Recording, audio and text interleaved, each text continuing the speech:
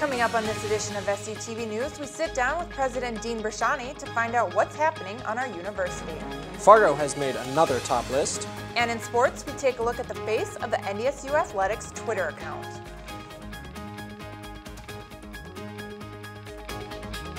This is SUTV News, and it starts now. Welcome to SUTV News. I'm Brittany Hovland. And I'm Ryan Longnecker. We begin tonight's newscast with a three-part series as SUTV News Director Cassie Rolfing talks to NDSU President Dean Brashani. Tonight, we learn about the projects going on around campus and also what NDSU is doing about maintaining safety.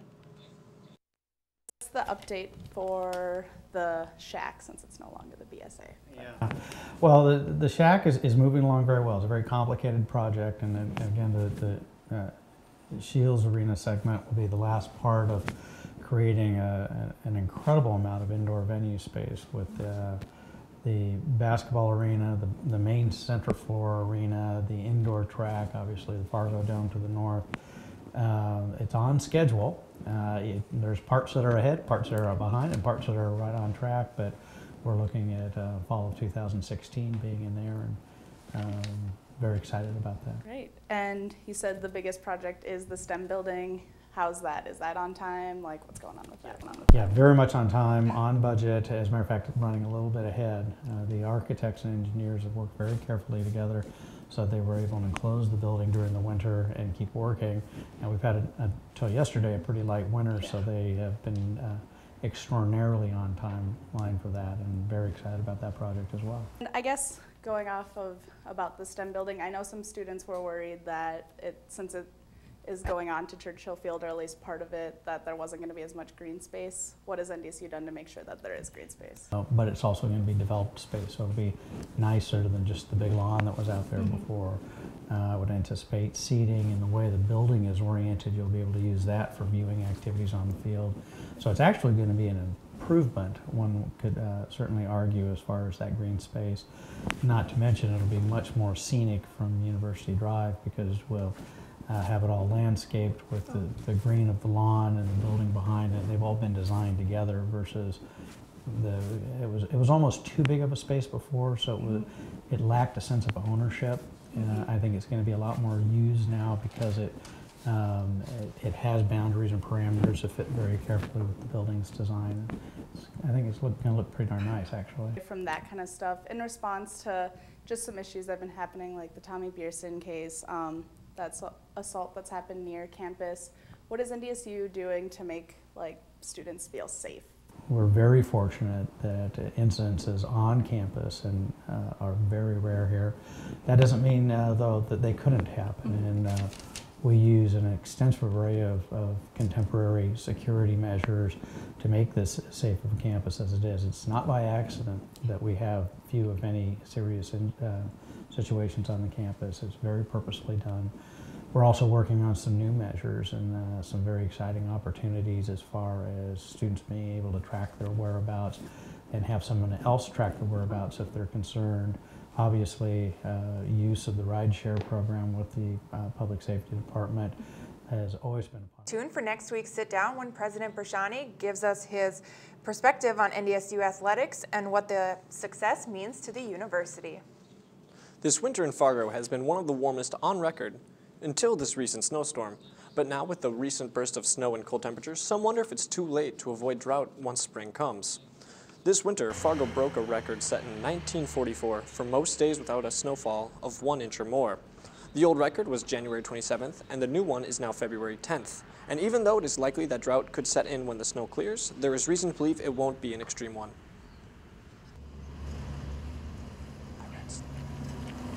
Once the precipitation comes, it tends to stay precipitated because the soil and the plants and the locally provided moisture sources are replenished.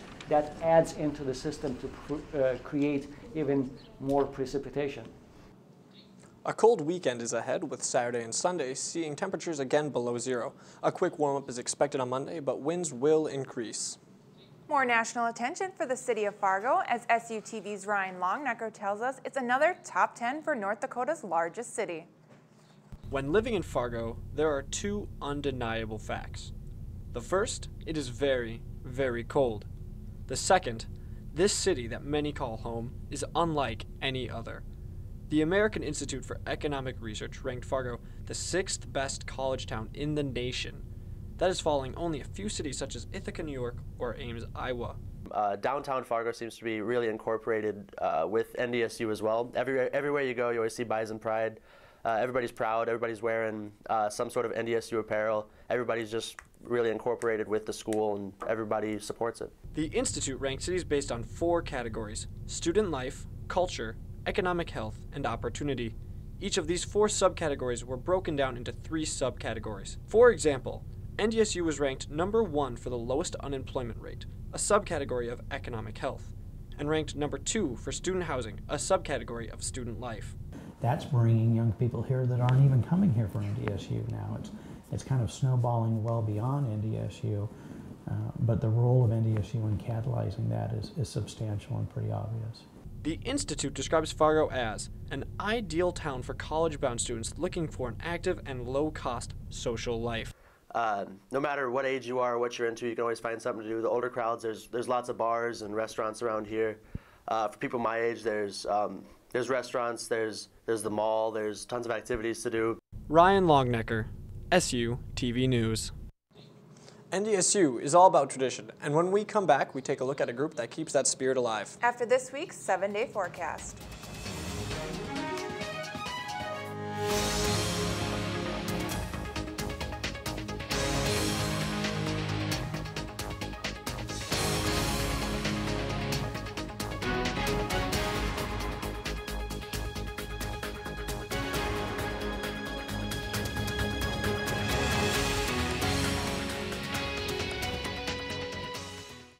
It's a bird. It's a plane. No, it's the power of free checking with Kasasa. First Community Credit Union offers free ATMs, mobile banking, and are conveniently located right next to the campus of NDSU. We also offer Kasasa, which is a free checking account that pays you cash. Kasasa requires no minimum deposit to open, no monthly service fees, and don't forget the free ATMs. Discover the power of Kasasa at your local First Community Credit Union.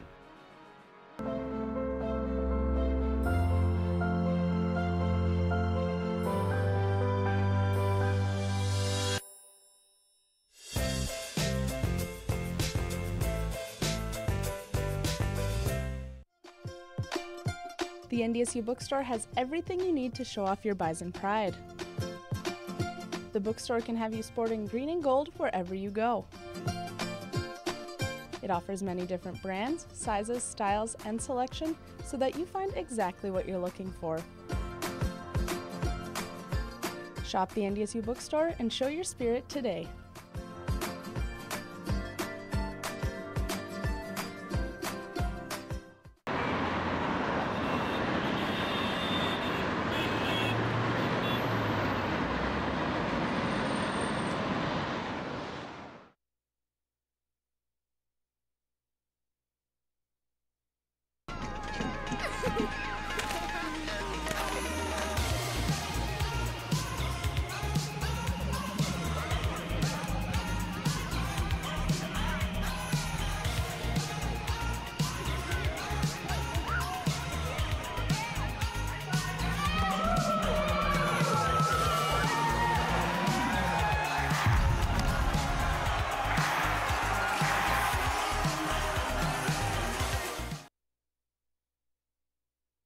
Welcome back.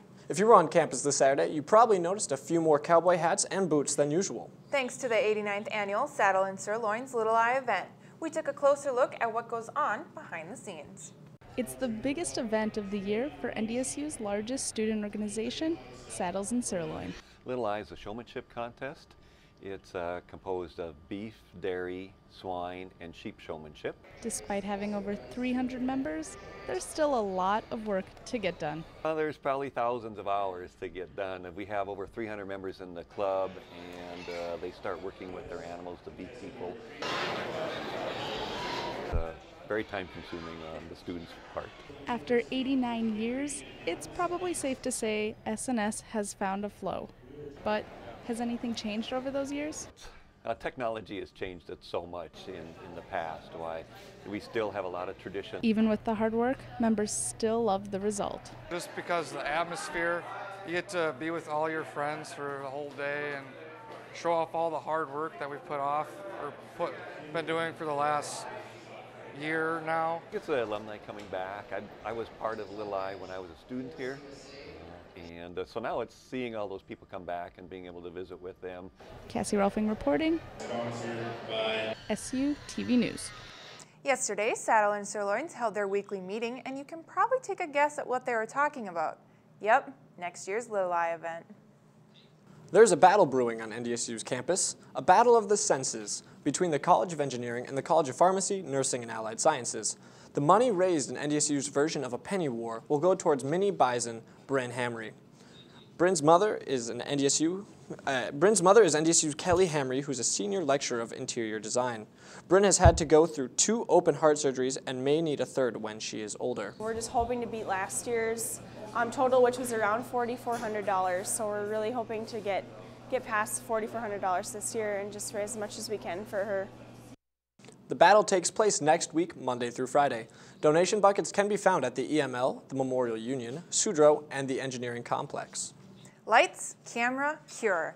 That's the theme for this year's Relay for Life. Relay is a 12-hour event held to raise money and awareness for cancer. This year's theme was chosen as a way to honor and celebrate cancer survivors.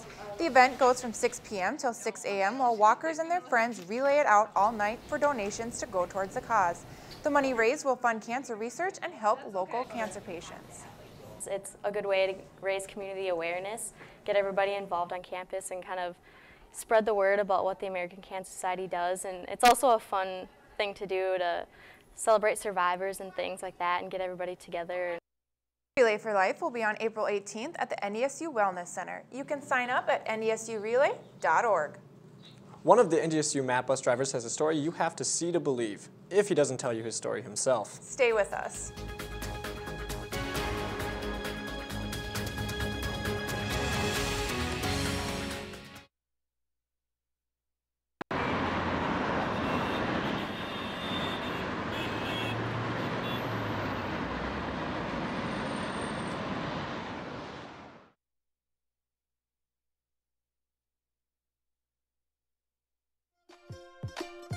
The NDSU bookstore has everything you need to show off your Bison pride. The bookstore can have you sporting green and gold wherever you go. It offers many different brands, sizes, styles, and selection so that you find exactly what you're looking for. Shop the NDSU bookstore and show your spirit today.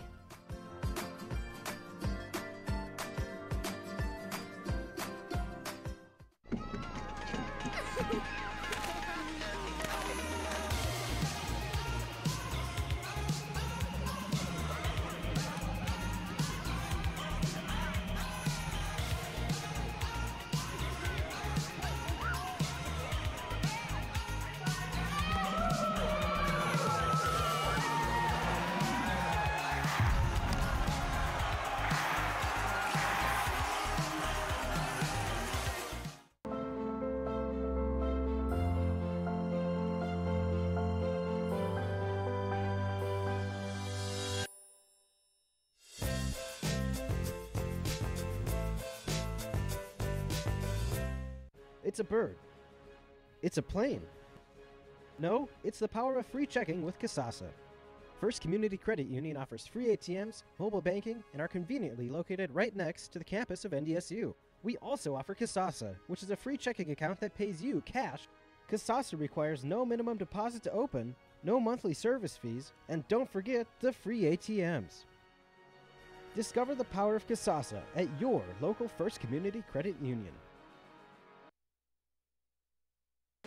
SUTV News is a production of the Bison Information Network in conjunction with North Dakota State University's Department of Communication Broadcast Program.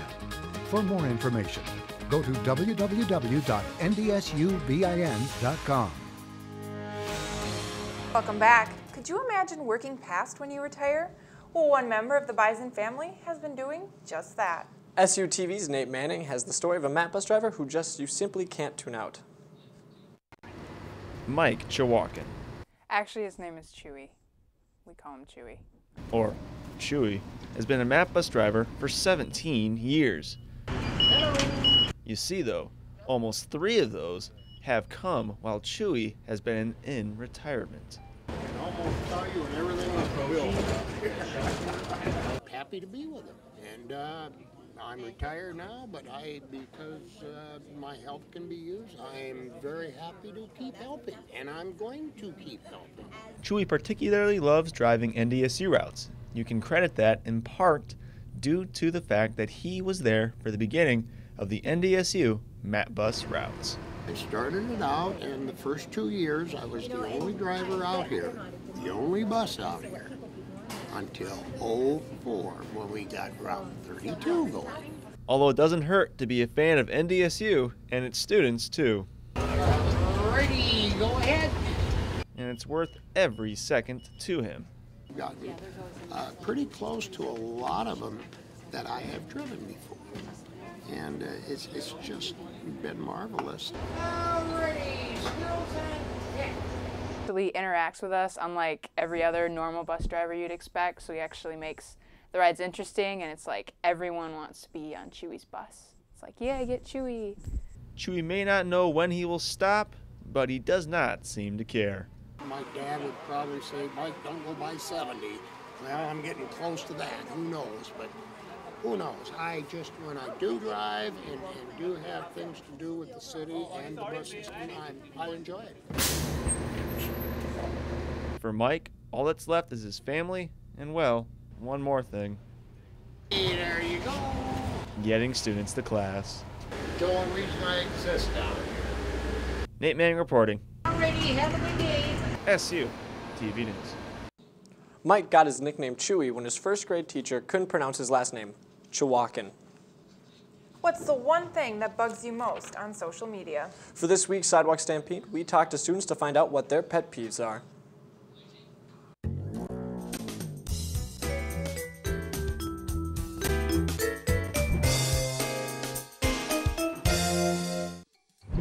So what is your biggest pet peeve when it comes to social media, like on Facebook, Twitter? You see something that really just irks you? Let's see,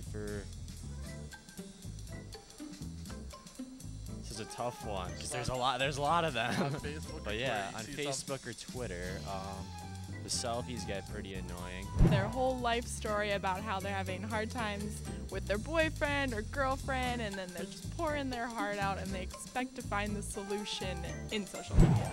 Just scrolling through my feed, then all of a sudden you come on something that you really didn't want to see. It's a show spoiler. It spoils a show that you really love, Game of Thrones, Supernatural, anything like that, and then it just completely ruins your day. When people post all the time, every day, multiple things, whether it's their lunch or what they did that day. When people ask you to play games, I hate it. Whenever you request somebody to play a game, it's the worst thing ever. When people post things like that are dramatic about their lives. When people don't capitalize the words in their hashtags, like for example, it could be a hashtag man's laughter, but if you don't capitalize it, it's manslaughter. Wow, that's dark.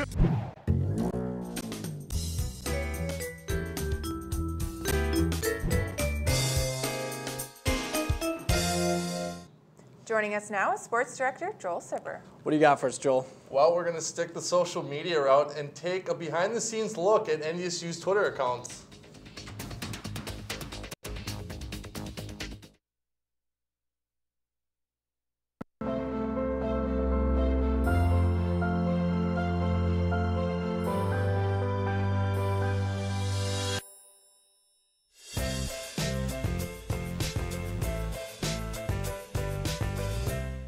It's a bird. It's a plane. No, it's the power of free checking with Kasasa.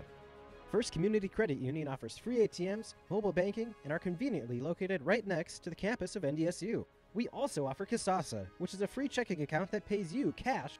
Kasasa requires no minimum deposit to open, no monthly service fees, and don't forget the free ATMs.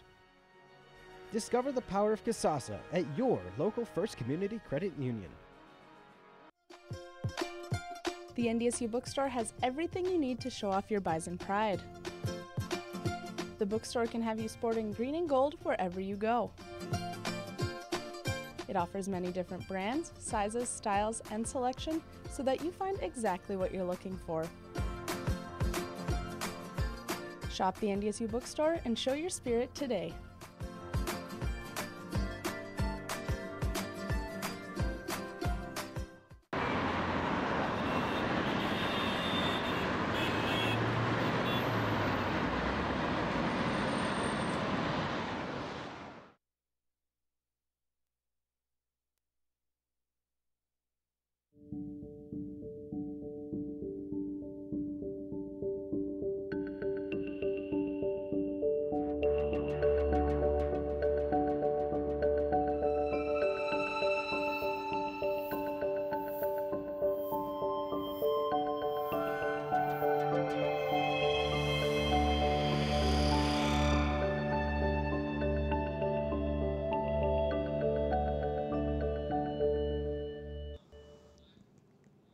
Welcome back. Not only has NDSU Athletics has had tremendous success on the field over the last 4 years, but also off the field as well. NDSU Athletics Twitter accounts continue to grow and bring outstanding attention to the Bison programs. But have you ever wondered who is the face behind those accounts? Social media is everywhere and has become a part of our lives. With the emergence of social media, organizations are finding new ways to connect and interact with their audience. One of those organizations that has found new ways to connect is NDSU Athletics. Social media has changed a ton, even in the 2+ years since I got here. Meet Wes Offerman, a sports information director for NDSU Athletics, who's the face behind most of the NDSU Twitter accounts. When I arrived, we only had one Twitter account. We had NDSU Athletics, just one general Twitter account that we were trying to promote all of our sports on. And that just didn't seem like enough to me. From there, he created NDSU Track and Field, Bison Football, Bison Men's Basketball, and other accounts to help fans become more engaged. It's just given us such a better opportunity to constantly provide information and things that excite our fan base. Wes's sense of humor shines through onto the NDSU Twitter accounts, and that has helped NDSU not get drowned out in the river of Twitter nonsense. The number one thing I try to do with it is have fun. If it gets us excited and we get jacked up about it and we have fun with it, that's the stuff that people really latch onto, because there's so much noise in social media now. There's just all sorts of stuff coming at you all the time from all these different accounts that if you don't have fun with it, if you don't stick out a little bit, that you just kind of get swallowed up. One instance where Wes took over the Twitter world by storm was last year in the NCAA men's tournament. I think it got retweeted by SportsCenter, which is how that one got so big. It ended up with almost 7,000 retweets and 7,000 favorites, which I don't think I'll ever come close to that again. In addition to blowing up Twitter that day, Wes also shocked those watching TV with the dunking tradition that Saul Phillips started during road games. Saul latched onto it. Saul really enjoyed it.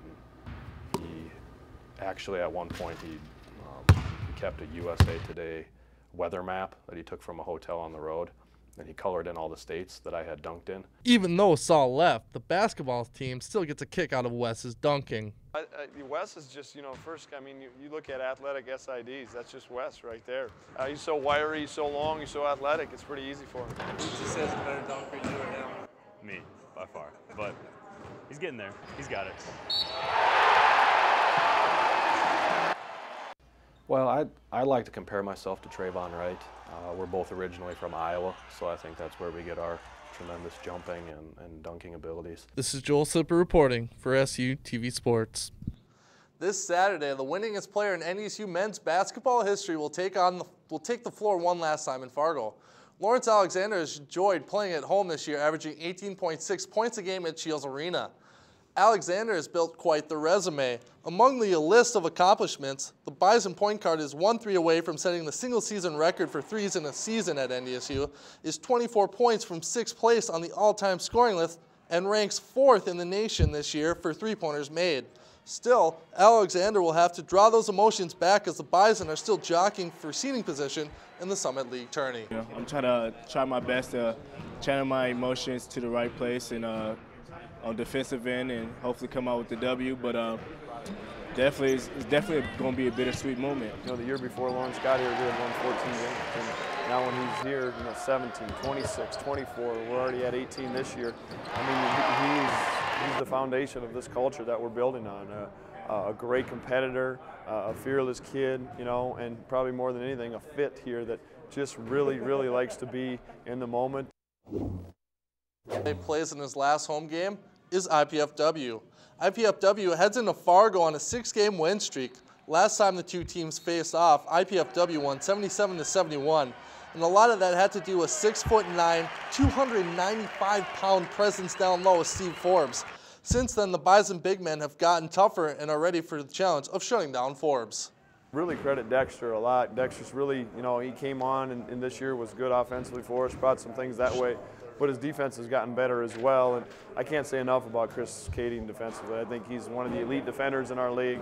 What he can do, sliding his feet on the perimeter, and then being a big physical presence and the inside as well. They're a good team. They're having a good year. So with a guy like that in the middle, your game plan is really going to focus around him just because of how much attention he requires. So we're basically just kind of just try to slow him down as much as we can.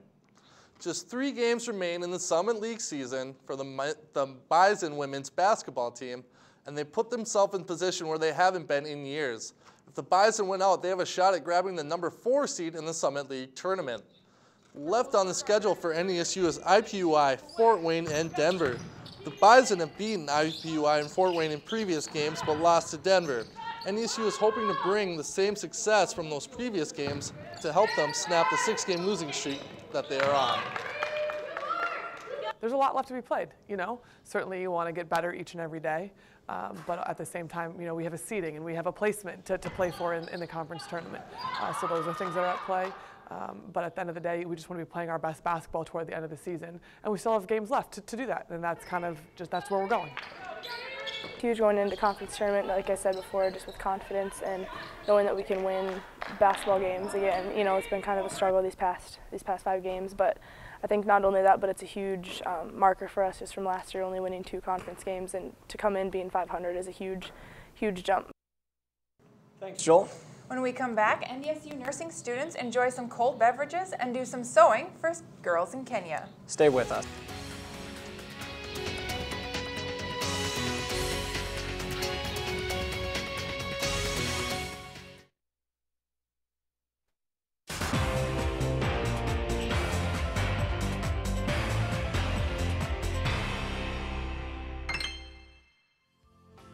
More than 400 million people use Facebook to stay connected with family, friends, and colleagues, in addition to the millions of others who use Twitter, LinkedIn, Pinterest, and Flickr for networking purposes. While Facebook and other social media sites are great tools to help you connect with friends and build networks, you should also be aware of the potential dangers associated with using these tools. So, let's talk tech. First of all, always be mindful of what you and your friends are posting online. Nothing online is private, no matter what security settings a website may boast. Anything posted online stays online. So take time to consider what you and your friends are putting online before you post it. For example, do you want your potential employers or your current boss to see embarrassing pictures that your friends have posted? There's also the question of how much information should you disclose on a social media site. Posting too much personal information could lead to lost job opportunities, harassment, internet stalking, and identity theft. Don't publicize information that the public doesn't need to know. Finally, you should think about who you want to see those things you've posted online.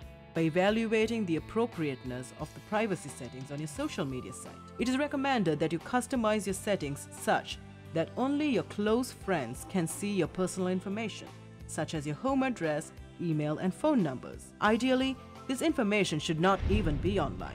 Additionally, social media networks frequently update their security protocols, so be sure to review and update your security settings regularly. With these precautions, you will be well on your way to enjoying a safe and secure social networking experience. That's fine. Every month, Kenyan adolescent girls miss learning days due to lack of funds to purchase sanitary pads. That's why NDSU nursing students have been working on a project to deliver pads to young girls in Kenya. On Tuesday, hundreds gathered at the Fargo Brewing Company for the 3rd annual Pints and Pads for Kenya. Men and women of all ages came and cut fabric, made pads, packaged them, or just drank a beer to support the project.